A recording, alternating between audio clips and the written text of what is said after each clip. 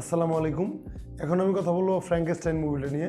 এই মুভিটা 2025 সালে মুক্তি পাওয়া ওয়ান অফ দ্য বেস্ট একটা সিনেমা আমার দেখা। তো এখন আমি এই সিনেমার রিভিউটা করবো, আমার কাছে এই মুভিটা কেমন লেগেছে। ফ্র্যাঙ্কেনস্টাইন মুভিটা মূলত ফ্র্যাঙ্কেনস্টাইন দ্য মডার্ন প্রমিথিয়াস নোভেল থেকে নেয়া, এবং এই মুভিটার আগেও 2025-এর আগে এর বেশ কিছু অ্যাডাপ্টেশন হয়েছে, এবং আমার কাছে মনে হয়েছে যে এই 2025 সালে যে ফ্র্যাঙ্কেনস্টাইন মুভিটা এসেছে সবগুলোর মধ্যে এটা সেরা। কেন বলছি সেরা? কারণ এই মুভিতে যে দেখানো হয়েছে, এই মুভির ভিজুয়াল থেকে শুরু করে ব্যাকগ্রাউন্ড স্কোর এবং প্রত্যেকটা ডিটেইলিং খুবই ভালো। এই মুভির গল্পটা হচ্ছে এমন যে একটা সায়েন্টিস্ট যে মূলত মৃত মানুষকে জীবিত করতে চায় এবং বিভিন্ন মৃত মানুষ থেকে তার বিভিন্ন বডির বিভিন্ন অর্গান সংগ্রহ করে তার ভিতরে কারেন্ট প্রবাহিত করে সে মূলত একটা মানুষকে জীবিত করতে চায়। তো আসলে কি সে সাকসেস হতে পারে কিনা, এবং সে মূলত একটা মানুষ বানানোর পরে তার জীবনে কি কি ঘটে যায়, এই জিনিসগুলোকে এই মুভিতে দেখানো হয়েছে।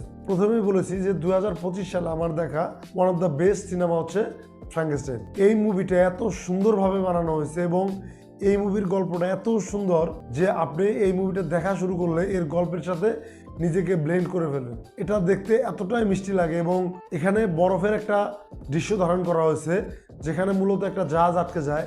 সেই দৃশ্যগুলো দেখতে খুবই সুন্দর লাগে এবং এই জিনিসগুলোর যে ডিটেল সেটা অনেক সুন্দর। তাছাড়া এই মুভিতে যে মেসেজ ডেলিভার করা হয়েছে সেই মেসেজটা খুবই ভালো। আসলেই এই মুভিতে এমন একটা মেসেজ ডেলিভার করা হয়েছে যে আমরা মূলত মানুষ হওয়ার পরেও কতটুকু মানুষ হতে পারছি, এবং আমাদের মধ্যে যে মনুষ্যত্বটা আছে সেই মনুষ্যত্বটা আসলেই কতটা মানুষের স্বভাবের মতো, সেই মেসেজটাকে এই মুভিতে খুব সুন্দরভাবে ডেলিভার করা হয়েছে। মূলত একজন মানুষ হতে গেলে যে সেই মানুষের মধ্যে মনুষ্যত্ব থাকাটা প্রয়োজন, সেই জিনিসটাকে এই মুভিতে খুব সুন্দরভাবে ফুটিয়ে তোলা হয়েছে। এই যে মেসেজটা সেটা খুব সুন্দরভাবে এই মুভির মাধ্যমে দেখানো হয়েছে। তাছাড়া এই মুভিতে যে সকল কলাকুশলীরা অভিনয় করেছেন তাদের অভিনয় মারাত্মক লেভেলের সুন্দর। তারা প্রত্যেকটা স্ক্রিনে প্রত্যেকটা সিনে যে সুন্দর অভিনয় তারা ডেলিভার করতে পারছে সেই জিনিসটা দেখতে খুবই ভালো লাগে। আমি মূলত এই মুভিটাকে সিনেমা হলে বা বড় কোনো স্ক্রিনে দেখতে পারি নাই, মোবাইল স্ক্রিনেই দেখে আমার সন্তুষ্ট থাকতে হয়েছে,